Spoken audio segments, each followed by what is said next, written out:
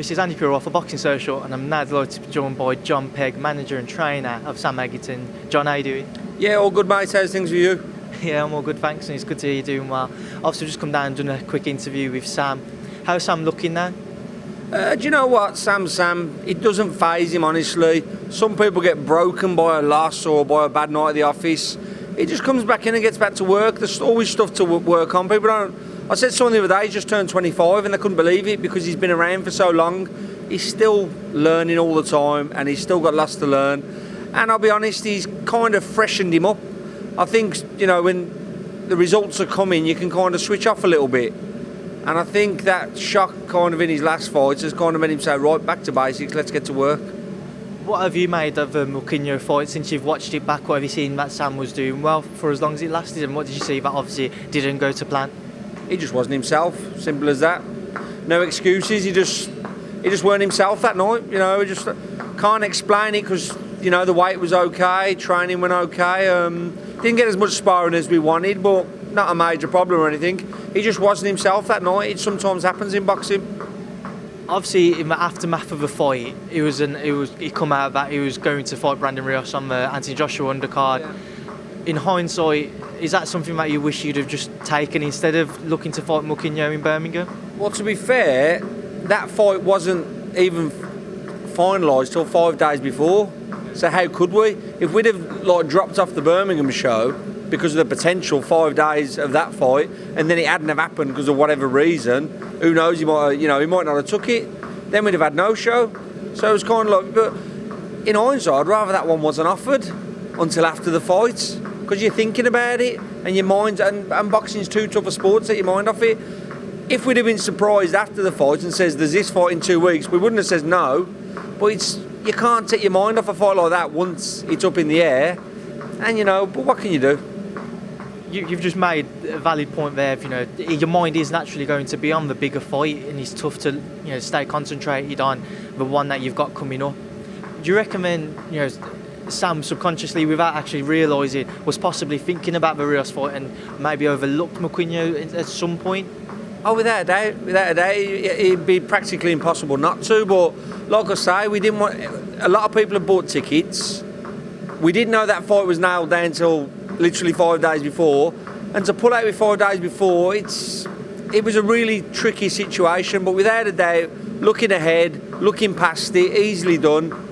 It's an Anthony Joshua bill. It's real ridiculous money. It was a great fight for him. It just fell the wrong way. Like I say, if we'd have been told on the Saturday night afterwards, well, you've got this opportunity, we would have took it anyway. But but we took the fight. You can't moan. You took it. You took your chance. It's what happened. What he's got to do now is show in his next couple of performances that literally was a blip, a bad night. They happen. It's terrible when it happens 2 weeks before a big fight, but they do happen. If you do it again, then it's kind of like, oh, well, perhaps that's where you are. But if you have a bad night and then turn it around straight away, Lennox Lewis lost to Hassan Mwakinyo, and then a few months later, knocked him out. Again, was Lennox Lewis taking his eyes off the ball? It can happen from that level down to that level, so who knows? But we just got to get on with the next one now. Looking forward, looking back for people who are thinking about that. You got to look forward if you want to be successful. You got to look at the next fight. Looking back does you no good whatsoever. Was you surprised at the time with Mwakinyo's style and the fact that he was a bit relentless in coming forwards himself, same way that Sam is? Do you know what? I watched him and he didn't look anything as good as what Sam had beat before, and he just took his chance. He come flying out. He probably would have blew up in a round or two because he was loading up with every shot. And the kid just took his chance and threw everything he had. Called Sam on a night when he weren't himself and got the results. And he's had 2 fights since back in his own country. But like I say, he just come flying out. And, if he'd have gone a few more rounds, he'd have blown up because he was putting everything into every shot. Is that a fight? I asked Sam earlier and he said he'd love it. But is that a fight for you as his manager and his trainer that you would love to maybe have as a rematch? I know he probably wouldn't get as much as what he did in terms of money-wise that he did in the first fight, but it's a chance for him to set the record straight and just put it past him. Oh yeah, we've talked about it. But again, it's not good getting obsessed by things. You just move forward. You take the fights that come. If a rematch comes, great. If it doesn't come, then we move forward in our own kind of way. As long as you're moving forward, that's the important part. Some people sit around looking for a rematch for 12 months. By the time it comes, nobody really cares.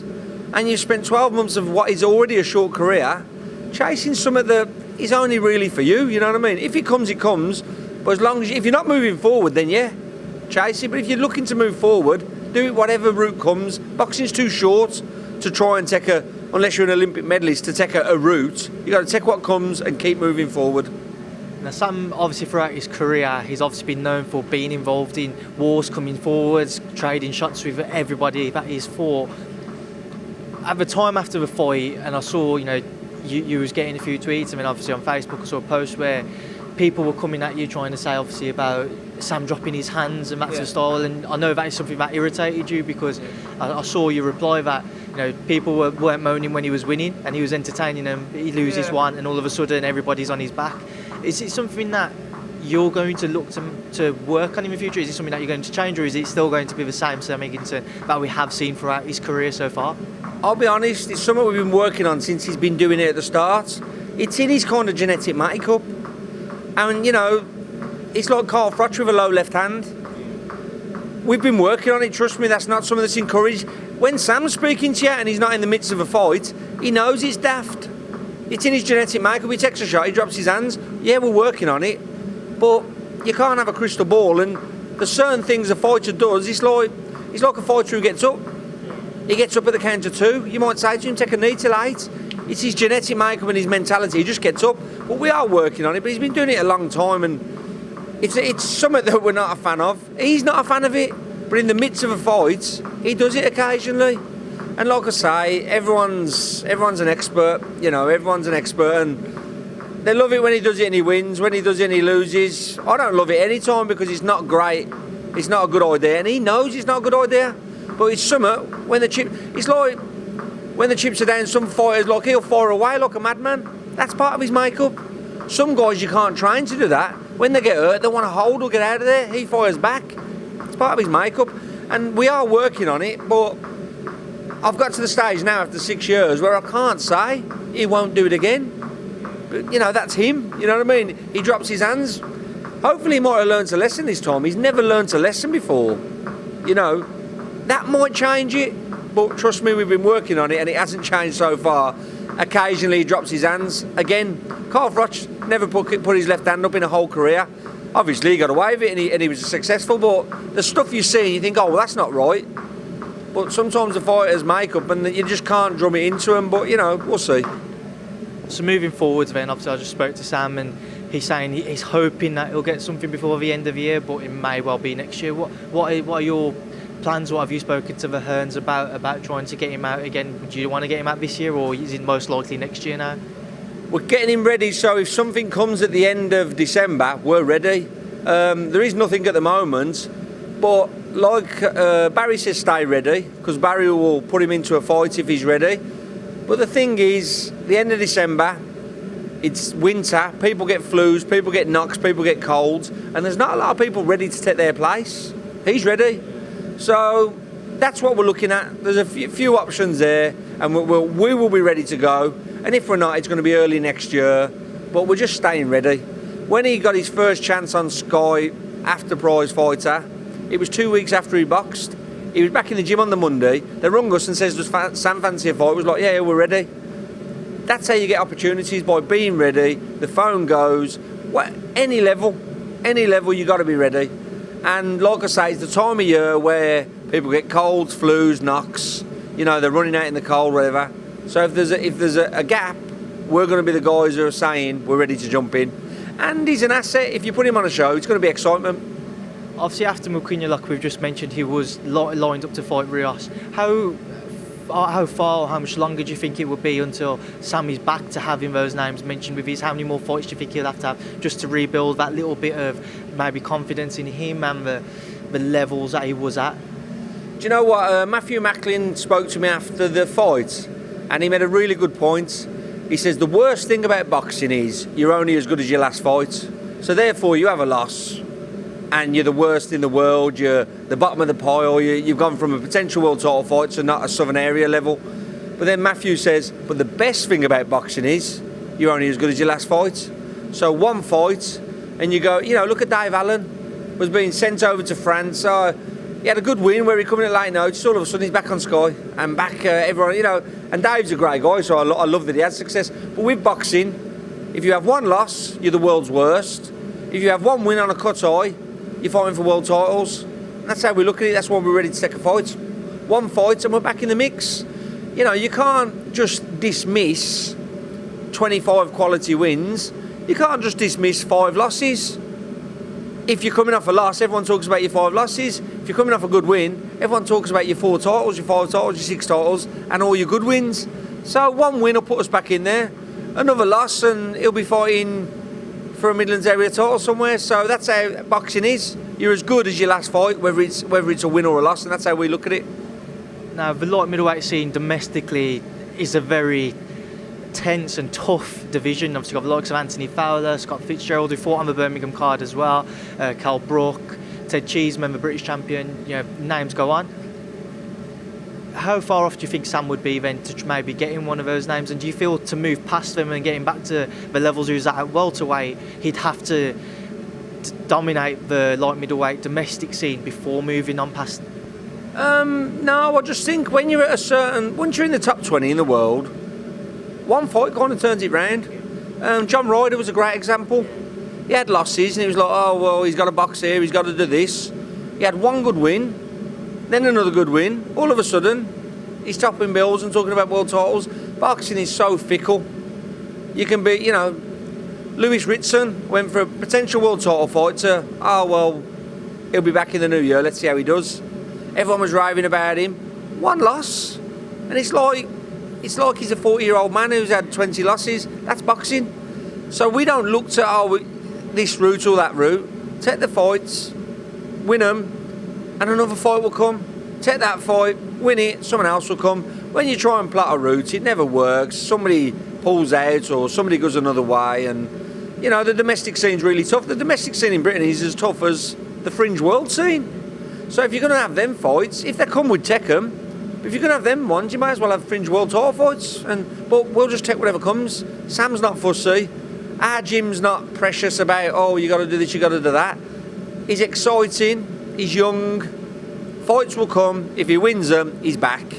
If he doesn't win them, which it's in his hands, then he's got to take that route. But like I say, Dave Allen had a couple of losses. Everyone was like, he's useless. Suddenly he chins someone live on Sky and he's back in the home corner winning good fights and talking about big titles. And that's how it should be. Take your chances and you get rewards. Now, one guy who has taken his chance at light middleweight, we were speaking to Sam again about him earlier, Jason Welborn, going over to fight Jarrett Hurd. What did you make of that when it was announced? Do you know what? I think he's got very, very little chance. But Jason's a bruiser who comes to fight. And what a great example, because Jason had a lot of bad luck. He had a great win over Marcus Morrison, couldn't get any fights, was sitting there, he didn't sulk, he didn't throw his dummy out the pram, he just waited, took his time. And Jason, if you look at some of his losses, he was like, he's never going to do anything. What a great example. And he's a great lad. He's going to get really well paid. There's no pressure on him because no one's really expecting anything because of the jumping levels. So he can go over, he can have the most fun in the world. There's no pressure. He's getting really well paid. He's on a bill he never thought he'd be on. And imagine if he lands a Sunday punch or gets a cut eye or, it can happen. I don't think there's much chance of it happening, but I've got my fingers crossed for him because he's a great lad. But even if it doesn't, he's lived the dream. If somebody says to Jason Welborn at the start of his career, you're going to have a loss in America for a lot of money in a world title fight, he'd just snatch their hand off. Now he's doing it. Now living the dream, and he's a great example of not giving up and not worrying about a couple of poxy losses because they mean nothing if you keep working. You've just mentioned how fickle boxing can be and how a lot of it can be down to luck. Craig Cunningham, who had previously fought Jason Welborn and used to be under your ban until he retired, he beat Anthony Ogogo, and everybody in boxing, especially around Birmingham, thought that was the start for him, and then the opportunities just never dropped for whatever reason.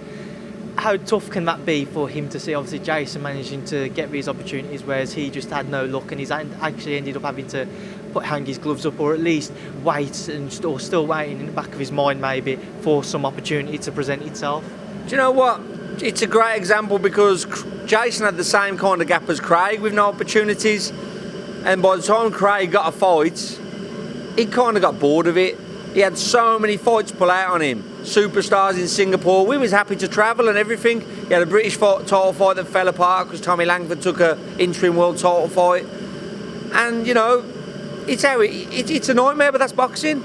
Craig was 19-1, couldn't even get an eliminator. We was prepared to fight anyone. The WBC were arguing with me to strip him of his title because he hadn't made a defence. And I was like, we'll fight anyone you tell us to. And they was going, oh no, well you've got to put it on. And I said, so what you're saying is, a boxer who's not got a big promoter, it's not worth fighting for your titles because they can't afford to bring the challengers in. I says, we're happy to go anywhere you want and fight anyone you want.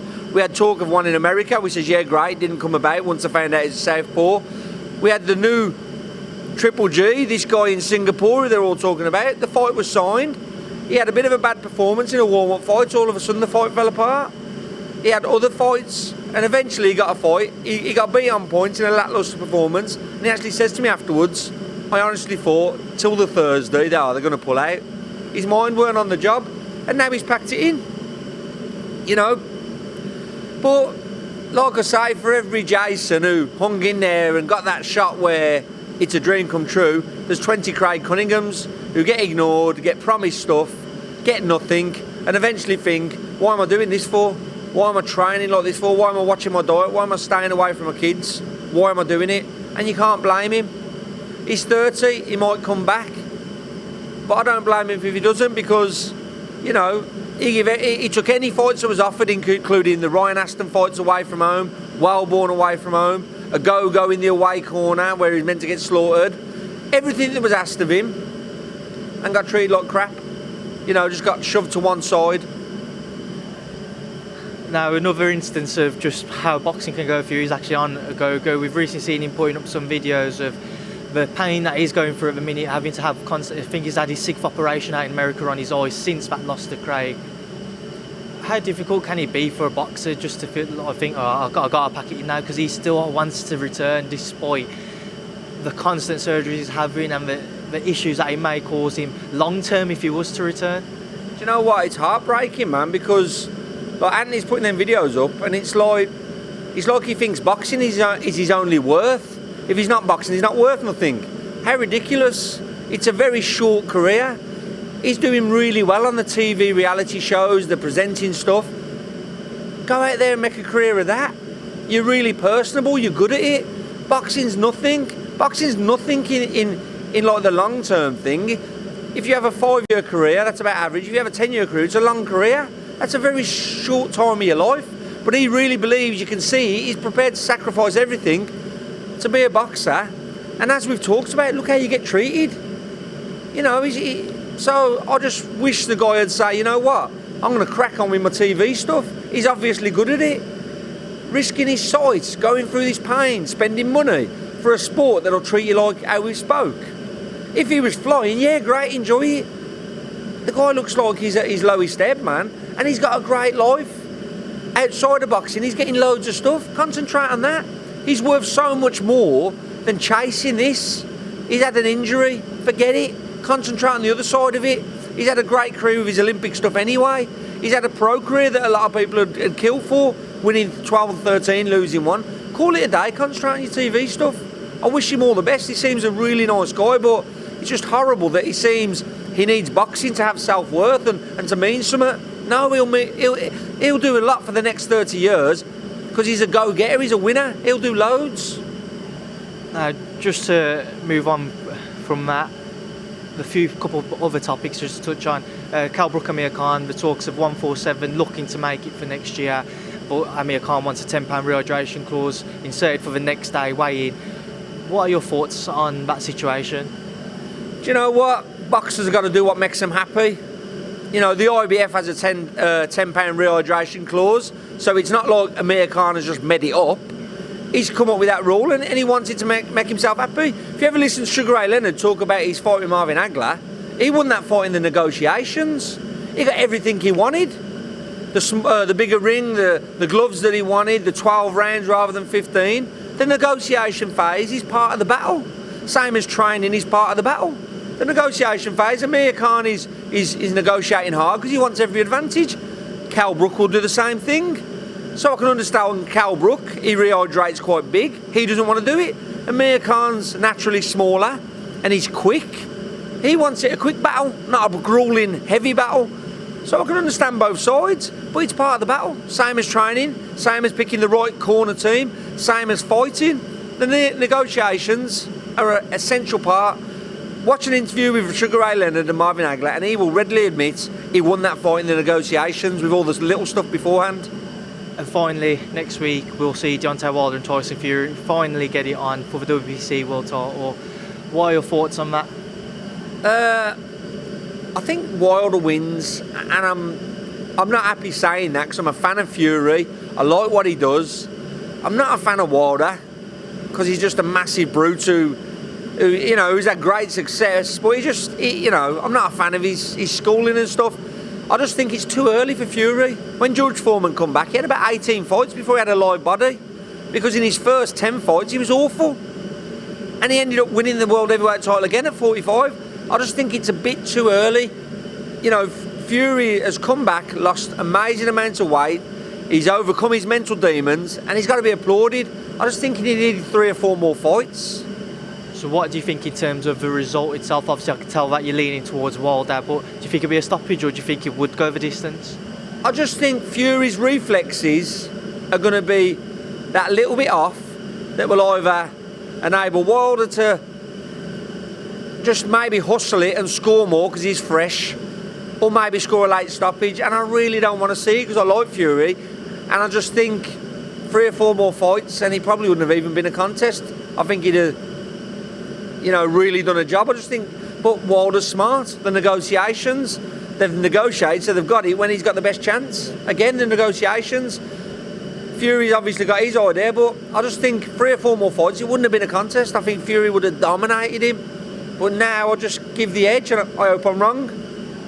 And finally, as a trainer yourself now, it'd be interesting to get your opinion on this. Last week it come out that Ben Davison, Tyson's trainer, he asked Freddie Roach to join their corner. So we'll have Freddie Roach, Ricky Hatton's flying over as well, and Ben in the corner. Could it be a case on the night of too many cooks in the kitchen, and that you've got too many big names as well in Ricky Hatton and Freddie Roach, maybe offering different advice to Tyson that they see the best way forward throughout the fight? If they're all offering different advice, then yeah. But if they sit down beforehand and they have a plan, that they'll all talk during the round, and then Ben delivers the instructions, then fair play to him. Because you know what?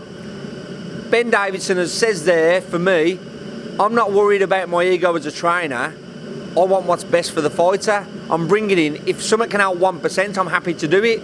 If they're all talking, then it could go wrong. But if they've formulated a plan where they all talk during the 3 minutes, and then Ben is the voice that Tyson recognises, then you've got to applaud him for throwing his ego out the window and saying, it's not about me worrying that people might say there's other trainers in the corner. It's giving Tyson every chance I can. So we'll see on the night.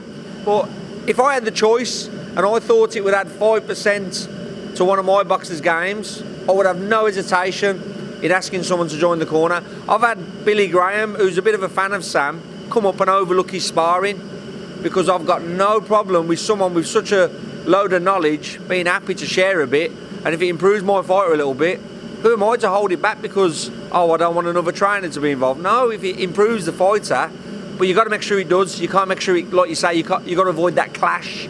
That can be a problem. But if they've got their plan sorted, so it's one voice that he knows in the corner, all power to them. I've just realised, and I have to ask about his Shaq Pitters coming in on the back of the Ultimate Boxer victory. Firstly, how great a performance was we seeing from Shaq on the night? Is that the best that we've seen? And secondly, I saw some tweets going between him and Eddie.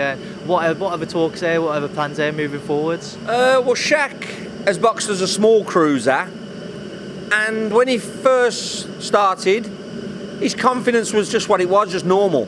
He's built confidence with his wins, and we've really turned him into a light heavy who can punch a bit because of his size. He uses his size well. He hasn't boxed past 4 rounds yet, but no, Shaq boxed perfectly. He used his brains. He listens to the corner. When we says to him, don't worry about a knockout, you've got to save some for the next fight, whereas the other guys are all going to war. It really worked well. Couldn't have boxed better. We've spoke to Ultimate Boxer about doing something with him. They're really interested. There's been some tweets back and forward with Eddie. Who knows? That don't mean anything, you know. Or a big opportunity could come. But again, you got to take them as they come. But yeah, we've spoke to the Ultimate Boxer, waiting to see if they want to do something with Shaq because they put him on. If they offer a good deal, you know, we're not worried about who we work with as long as it's a good deal for the boxers. That's what counts. He's had a lot of interest. A lot of people have turned up asking this and asking that. But people do when you have a good win. They all turn up, and then when you have a bad loss, they all disappear. You know what I mean? So, but no, at light heavy, if we have a year of learning fights at 10-round level for Shaq, next year he'll be knocking some doors down without a doubt. Well, John, I know you've got Sam ready to get out, crack on with his training session, so thank you for speaking to Boxing Social. No problem. It's always good to talk, and I follow your stuff, so I'll be interested to see